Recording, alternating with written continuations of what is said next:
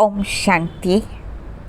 अभी तक हमने दिनचर्या की बहुत सारी बातें की, लेकिन किसी भी व्यक्ति के जीवन में कहानी सुनने का बहुत महत्व होता है। बचपन में भी हम दादी नानी से कहानी सुनते थे और सुनते सुनते सो जाते थे। बच्चा कहानी भी सुनना चाहता है, उसको कहानी भी ज़रूर सुनाना है और अच्छे अच्छे महापुरुषों की कहानियाँ सुनाना है, जिससे कि वो जीवन में उसको फॉलो कर सके। तो ये जो रात का समय होता है, उस समय भी हम फिक्स कर सकते हैं। तो बहुत सारे लोग ऐसा अनुभव सुनाते हैं कि जब कहानी का समय होता है तो वो बच्चा हलचल करने लगता है, तो फिक्स कर लेंगे और बच्चे के साथ हम खेल भी सकते हैं। ऐसे बहुत सारे एक्सपेरिमेंट हुए हैं जिसमें कि जब बच्चे को एक तरफ से टैप करो तो दूसरी तरफ वो पैर मारने लगता है, और इस तरफ करो तो दूसरी तरफ करने लगता है। अर्थात कि वो बचपन से ही, अर्थात जब वो गर्भ में है तभी इसको वो फीलिंग आ जाती है, खेलने लगता है। ये बहुत आवश्यक है बच्चे को प्यार करना, क्योंकि बच्चा जो कि एक आत्मा है, अजर अमर अविनाशी है और चैतन्य मूर्ति के रूप में इस घर में आया है। जब वो पिछले शरीर को छोड़कर आया है तो उसकी बहुत सारी यादें हैं, और जब माँ उसको इस तरह से विभिन्न रीति से प्यार करती है, दिनचर्या में उसको ले लेती है, एक पार्ट बना लेती है, तो अपना सारा पास्ट भूल जाता है और आपके प्यार में ही वो खो जाता है और उसको एक जीवन का नया रास्ता मिलता है। इसलिए सारे दिनचर्या में इन सब बातों का समावेश बहुत ज़्यादा आवश्यक है। रात्रि का भोजन जब आया तो रात्रि के भोजन में हल्का भोजन करना चाहिए। सोने के 2 घंटे पूर्व ही करें और एकदम से नहीं सोना चाहिए, थोड़ा सा टहलना चाहिए, जिससे हमारे बैलेंस बॉडी में भी आ जाता है और नींद भी अच्छी आती है। नहीं तो एसिडिटी और ये सारी प्रॉब्लम्स आ जाती हैं। फिर हमने पहले ये कहा था कि सोने के पूर्व मन को कैसे साफ़ करें। तो मन को साफ़ करने के लिए हमको रात में नेगेटिव जो भी मीडिया है उससे दूर रहें, और मान लीजिए दिन भर कोई गलती हो गई हो तो हम उस गॉड को, परमात्मा को पत्र लिखकर उसको समर्पित कर दें कि आज मुझसे गलती हो गई है, और अगर दूसरे ने कोई गलती की हो तो हम उसको माफ़ कर दें। और मान लीजिए आज मुझे कुछ नुकसान हो गया है, कोई बड़ा नुकसान हो गया है, तो ये समझें कि ये मुझे कुछ सिखाने के लिए ये परिस्थिति आई हुई है, और कल की हम चिंता ना करें, सब कुछ ईश्वर को अर्पण करके उसकी गोद में सो जाएं। तो आज की रात बहुत अच्छी होगी, तो सारा दिन मेरा अगला बहुत अच्छा होगा। तो हमने रात से शुरुआत की दिनचर्या की और पुनः इस रात में ख़त्म किया। तो परमात्मा को सोने के पहले धन्यवाद ज़रूर करें, अर्थात 2 मिनट मेडिटेशन ज़रूर करें। धन्यवाद करना ही, अर्थात उसको विजुलाइज करके उसको प्यार से थैंक्स बोलना। तो 2 मिनट हम उसको थैंक्स ज़रूर बोलें। तो अभी तक जो हमने सुना उसका सार यही है कि संस्कार के जो बीज होते हैं वो गर्भ में ही पड़ते हैं। तो अगर हमें खुशनुमा व्यक्तित्व चाहिए, समाज में एक लीडर चाहिए, तो वो हमारे हाथ में है। गर्भ से ही हमें ध्यान देना पड़ेगा।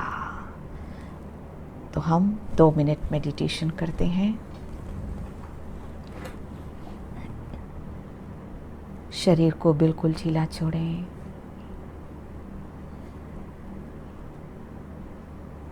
गहरी सांसें लें।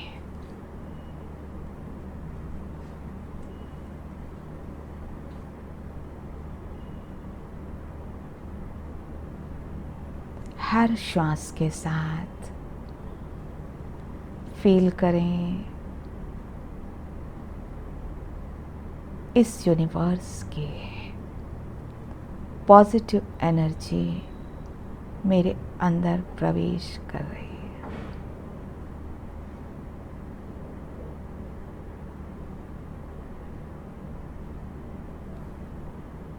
इन श्वासों को देखने वाले मैं एक चैतन्य प्रकाश आत्मा हूँ।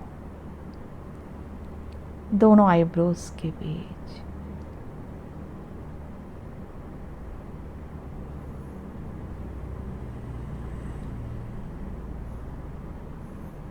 मुझसे शांति की किरणें निकल रही हैं, भ्रुकुटी के मध्य से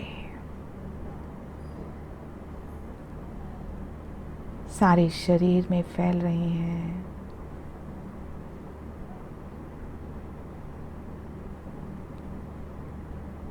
सारा शरीर बिल्कुल शांत और हल्का हो गया, लाइट।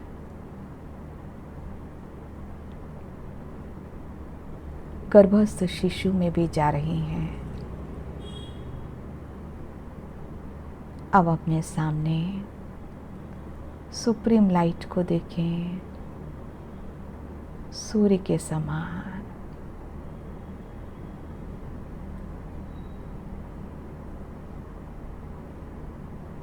परमात्मा से रंग बिरंगी किरणें मुझ पर पड़ रही हैं।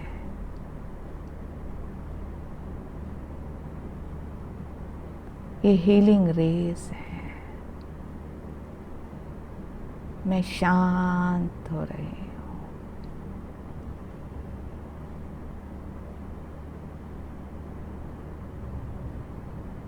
को थैंक्स कह रही हूँ और मेरे चारों ओर एक प्रोटेक्टिव ऑरा बन गया। और अब मैं परमात्मा की गोद में सो रही हूँ। अच्छा, ओम शांति।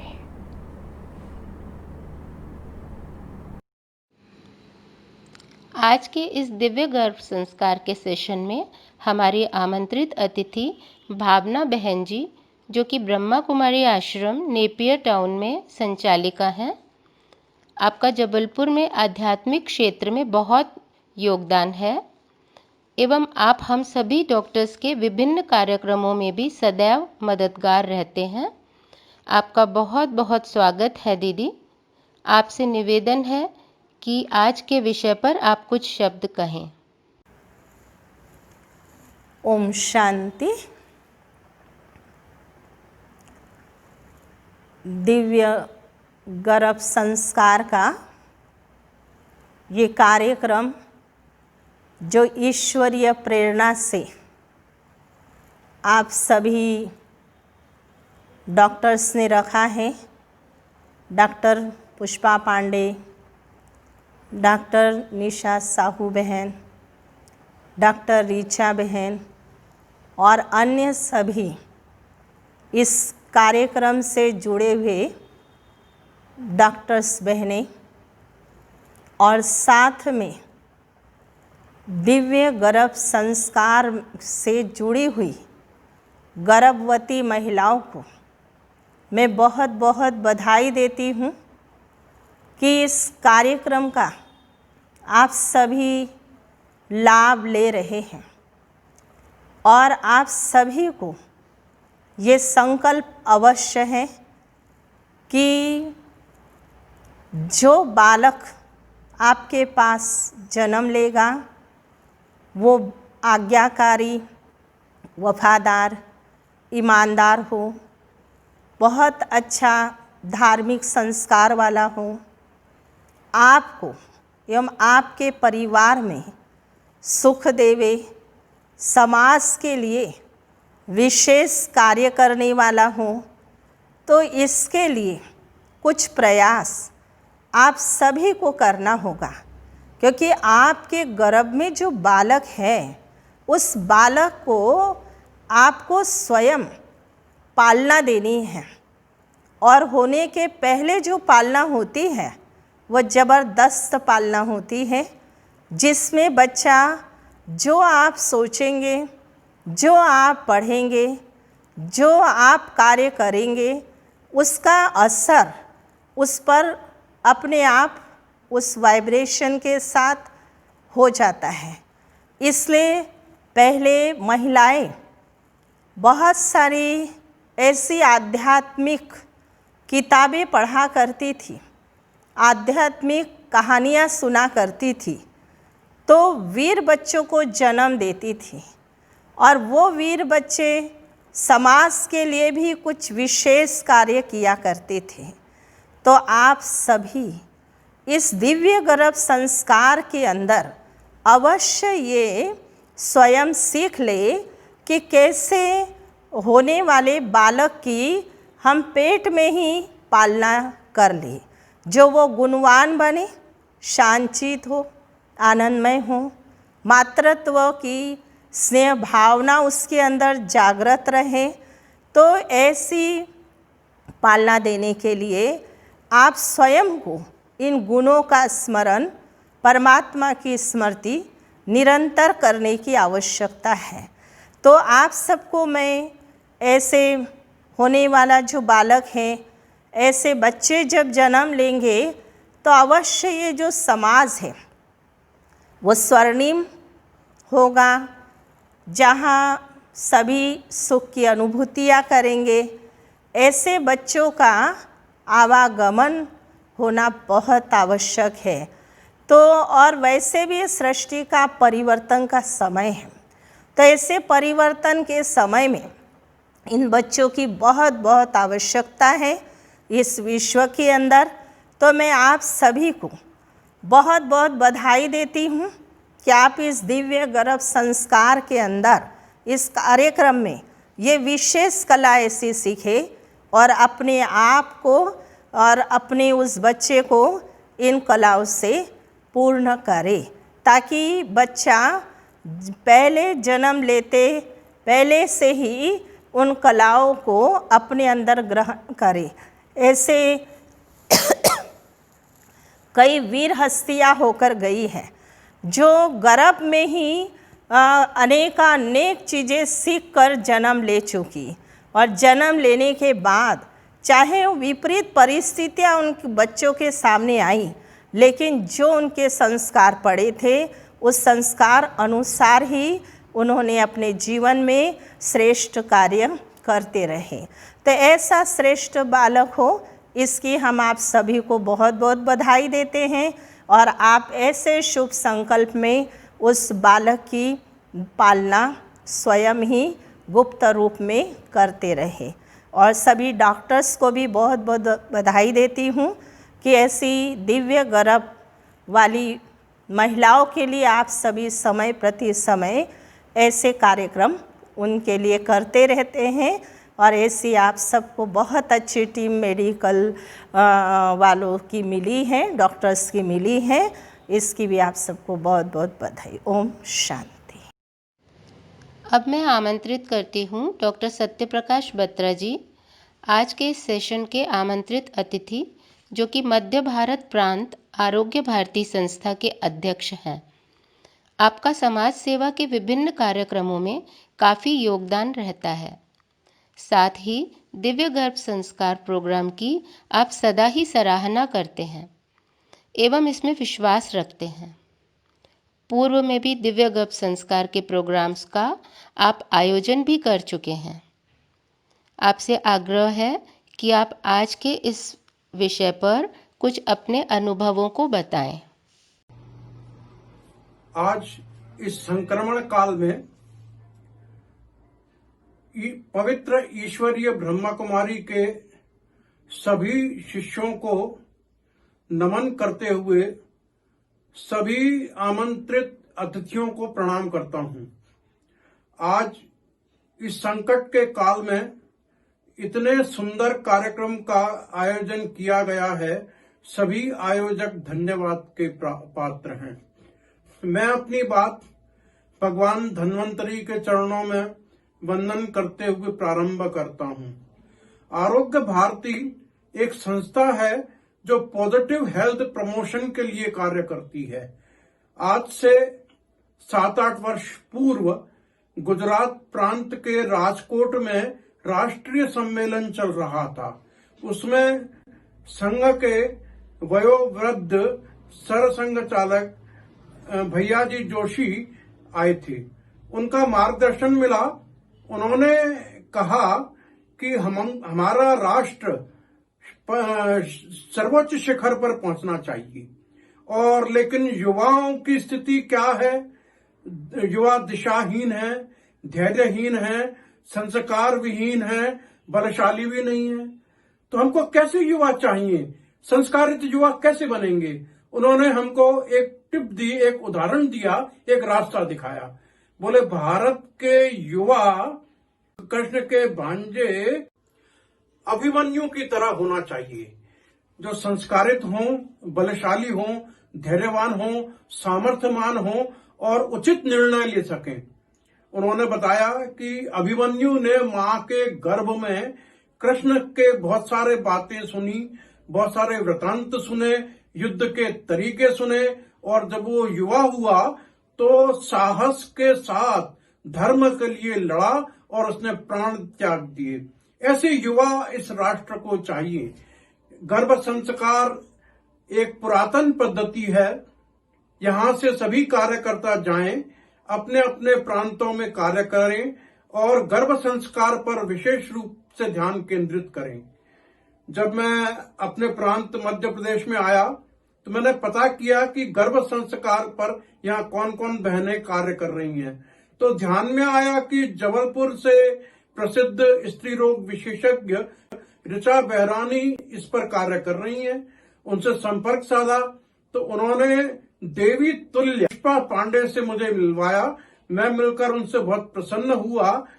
पृथ्वी पर या समाज में एक ऐसी महिला ने, देवी तुल्य महिला ने संपूर्ण जीवन अपना समाज को समर्पित कर दिया और वर्षों से गर्भ संस्कार पर कार्य कर रही हैं। मैंने उनसे विनती की, दीदी हमको आपका एक कार्यक्रम ग्वालियर में कराना है। उन्होंने सहर्ष स्वीकृति दे दी। अब हमारा कार्यक्रम तय हो गया, तारीख तय हो गई, सब कुछ फिक्स हो गया। लेकिन हमारे पास समस्या यह थी कि बहनें कहां से आए। ग्वालियर में पहली बार कोई कार्यक्रम हो रहा था, हमारे संगठन में बहनें भी नहीं थी, ये विषय भी नया था, लोगों को रुचि भी नहीं है। तो ईश्वर ने एक रास्ता दिखाया। हमें लगा कि मेडिकल कॉलेज की स्त्री विभाग विशेषज्ञ जो एचओडी हैं, डॉक्टर ज्योति बिंदल से चल के मिला जाए। भाइयों बहनों, कोई मेरा परिचय नहीं था। मैं उनसे पहली बार मिलने गया और आने का उद्देश्य बताया तो दीदी ज्योति बिंदल एकदम प्रसन्न हो गई और तुरंत संयोजिका बनने का उनने प्रस्ताव स्वीकार कर लिया। अब हमको इतना बड़ा संयोजक मिल गया कार्यक्रम का, तो कार्यक्रम से 3 दिन पूर्व हमने कहा प्रचार प्रसार हो, इसके लिए हमने एक बड़ी पत्रकार वार्ता बुलाई जिसमें ग्वालियर में 40-50 पत्रकार उपस्थित थी। 2015 का ये कार्यक्रम था। सभी पत्रकारों ने पहले तो सुना, गर्भ संस्कार क्या होता है, विषय को जाना और समझा। फिर प्रश्न पूछे उन्होंने डॉक्टर ज्योति बिंदल दीदी से और पूछा कि मैडम आप तो एलोपैथी विभाग से हैं, आप एचओडी हैं गायनेकोलॉजी की, आप इन रूढ़िवादियों में कैसे विश्वास रखती हैं? दीदी ने प्रश्न सुना और बहुत ही मार्मिक उत्तर दिया। वो सब मैं आपको बता रहा हूं। ज्योति बिंदल दीदी ने कहा कि जब मैं युवा थी, गायनेकोलॉजिस्ट बनी और मेरी सरकारी नौकरी लग गई। विवाह के उपरांत मैं गर्भवती हुई तो गर्भ में शिशु आने के पश्चात मेरी बड़ी सास ने कहा कि या तो नौकरी छोड़ दो या फिर छुट्टी ले लो।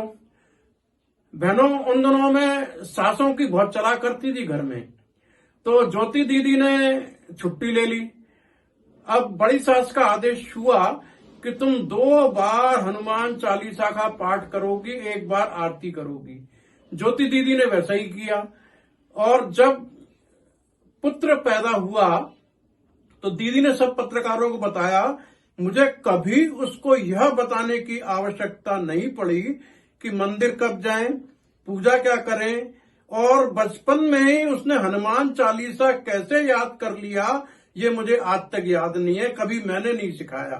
तो ज्योति दीदी आज भी अपनी बड़ी सास को धन्यवाद देती हैं इस संस्कार के लिए। ज्योति बिंदल दीदी के पुत्र आज अमेरिका में बड़े चिकित्सक हैं और वो बड़े भावुक और प्रसन्न मुद्रा में बता रही थी कि मैं जब भी जाती हूँ, बात करती हूँ, धार्मिक वातावरण रहता है, उससे बहुत प्रसन्नता होती है। आज ज्योति दीदी इंदौर मेडिकल कॉलेज की डीन हैं।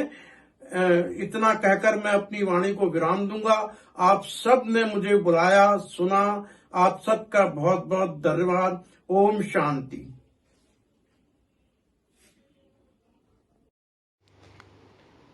बहुत बहुत धन्यवाद डॉक्टर पुष्पा पांडे दीदी। आपने बहुत ही सुंदर तरीके से एवं विस्तृत रूप से ये बतलाया कि डिवाइन प्रेग्नेंट मदर्स की दिनचर्या कैसी हो। प्रेगनेंसी के इन 9 मंथ्स का एक एक दिन बहुत महत्वपूर्ण होता है और इसके लिए डिसिप्लिन लाइफ बहुत ज़रूरी है। आशा है सभी डिवाइन प्रेग्नेंट मदर्स जो आज इस मीटिंग के माध्यम से यहाँ जुड़े हैं वे इस ज्ञान का लाभ अवश्य उठाएंगे।